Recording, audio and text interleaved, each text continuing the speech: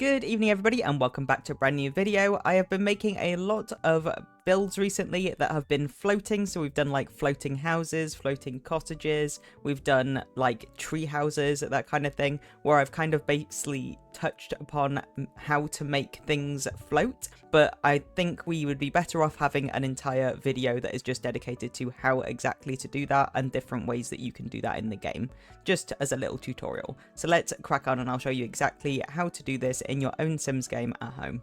So to start off, to create a floating building, it all uses pretty much the same technique. So I'm going to show you this one technique and then we'll go over some of the different ways that you can incorporate this trick into your builds.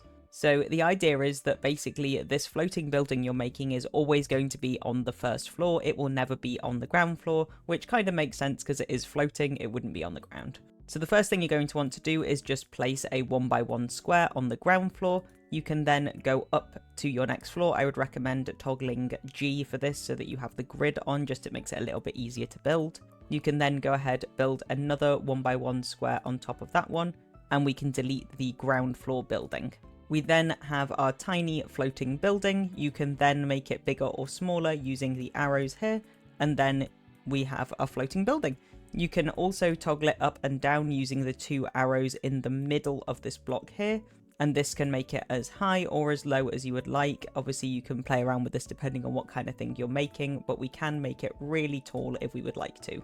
Obviously, as there is only a maximum of 4 floors that you can have in each build, we can only add an additional 3 as this is counted as our first floor.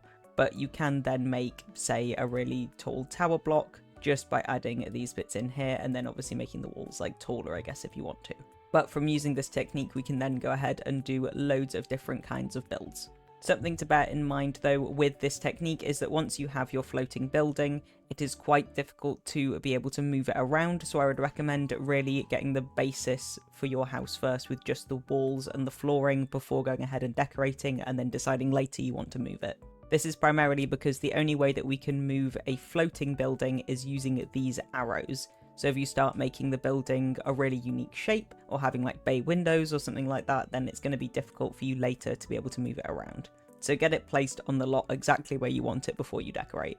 Unfortunately, in this situation, things like the inbuilt move tool won't actually work. As you can see, our building is currently floating, but if I use the move tool and put it somewhere else, it'll just place it directly on the ground, which is obviously going to remove our floating building and change it to the ground floor instead of the first floor. We're now going to go over some of the different techniques that you can use to make something unique in The Sims using this floating house technique. So let's start with maybe a tree house. What I would recommend is not using the trees that are in the tree section in the game normally. This is only because if we use, say, this tree to try and make our tree house, when we zoom in, that tree is still going to be there and it's actually going to get in the way of the things that we're building inside of our house. What I would recommend instead is using the trees from the debug mode. To do that, press Shift-Control-C. You can then type in bb.show-live-edit-objects and bb.show-hidden-objects. Then if you go to the search bar in the bottom left-hand corner, you can type in debug, and then just press any of them. I normally just press the one on the bottom because it will come up with lots of different types of debug that you can click. The best trees for the treehouse that I tend to use are the ones that are very tall with very minimal leaves. So something like this would work quite well. But as you can see then, if we place the tree down next to this house, we can then zoom in and the tree actually disappears. That's the advantage of using debug mode, just so that when you're actually playing with your sim in this house, you can't really see it as much and you'll still be able to take nice pictures. I would still recommend though, because it doesn't disappear until you get really close in, that you pick something that doesn't have as many leaves. You can also obviously move around your tree like actual house a little bit just to try and avoid those leaves, or you can put things on the walls to try and block them out as well, like bookcases. But I would recommend just sort of moving it around using the little arrows, lifting it up and down, and something like this I think would be fine for our tree house. It is sitting quite neatly there. We do also have different trees that are better for certain things, so you could use something like this and put the tree house sort of on top of it. Obviously as well, when we do have our treehouse built, we're going to need to be able to get up it. I would recommend using a ladder. Just obviously it will take a bit of time for your sim to actually get up to your treehouse, but that makes sense. It would take you a bit of time in real life to get up to the treehouse as well.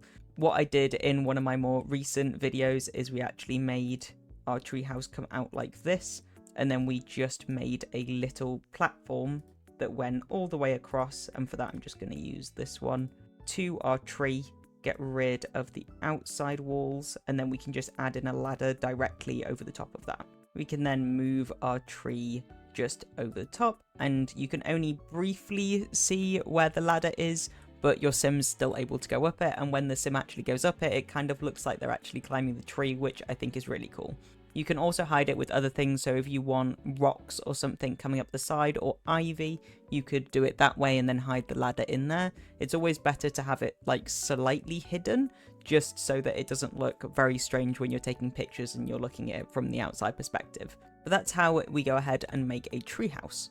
Let's say you don't want to make a treehouse. Let's say you want to make a boat that's floating on water. Obviously, I've just added in a bunch of water here. We can just go ahead and add a square in there, and that will float directly on the water here. But as you can see, it gives you a foundation, and the only way that we're going to be able to get rid of that foundation is by adding what will be pillars underneath it, which isn't going to look particularly good. We can do the same technique that we'd learned at the beginning here. We're going to add in our square over on this side, add in our first floor, remove the ground one, and then we can just drag it over the water directly. Then obviously we can use our double arrows on the middle in order to raise it up and down. You can then place it directly on the water, and then it will look exactly like a boat. You can then obviously change the size, make it a little bit longer, more boat shaped, and then it'll look much better for you. This also works for things like barges or anything like that. You can also lower this into the water, so if you wanted to have it so that it was actually sitting directly in the water, this is something you're able to do, which you can't do with the normal techniques. Something else to bear in mind is obviously if you want multiple rooms, you can put them all on the same first floor, which is quite helpful. The way that we can do that is obviously by making one block. We can then raise this block higher and stretch it out. This is then going to give your build a little bit of dimension, especially if you're making things like tree houses. You can then connect them all up, and I'll show you how we can go about connecting them up now. So say we wanted this to be a little outdoor platform and we want to connect it up to this. Obviously we're going to need something for it to be able to reach, so I'm going to make this little section like a little porch almost. Say like this is like a little outdoor grassy section and we want to connect it up to this house. Obviously we're going to want to use steps, so you can either use a ladder and just put it really close, or you can just use steps like this. You will find that if you then move certain things around, it'll look a little bit nicer. So there we've got a nice little link in between our two buildings. You might have to pull and stretch your building in order to get it to fit, or say if my building was then too far away, I might have to pull it a little bit closer just to be able to have that match up. It's a bit of a trial and error, because say I wanted two that were really close to the same height, say like this one is now too close to the same height as that one in order to work, I won't be able to put a ladder there. So what I would have to do is then pull and stretch things around, like move this a bit further out. Try again. As we can see, it's not actually going to fit, so it needs to be even closer together. So we can literally just wiggle this one down slightly in order to see if it'll work, and now it'll work. So it's just a case of wiggling things up and down and moving them a little bit from side to side in order to see how much length those staircases need in order to actually work. Something to bear in mind when building a house that has multiple different sections, so if you're doing a tree house and it's got loads of different blocks and different levels, is that we can't actually have, because they're all on the same first floor, one going over the other. As you can see, when we try and do that, it won't actually let us, and that kind of makes sense in the game because it doesn't want things on the same first floor going over each other, because that would be more like what you would have on a second floor. But obviously, if you want to do that, you can just make another floor directly above it. We can then delete that one underneath, and it's the same techniques that we were already using. We then just have something on the second floor. Something to bear in mind though is obviously then when we go down a floor, you're not going to see that building then, so it is going to disappear.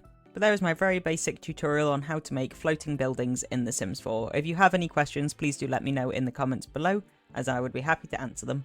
Be sure to give this video a like if it was helpful, and subscribe if you haven't already. I post building videos regularly, so be sure to not miss them. If you enjoyed this tutorial, there is a building video on the screen now, so check that one out too, and I hope you all have a great evening.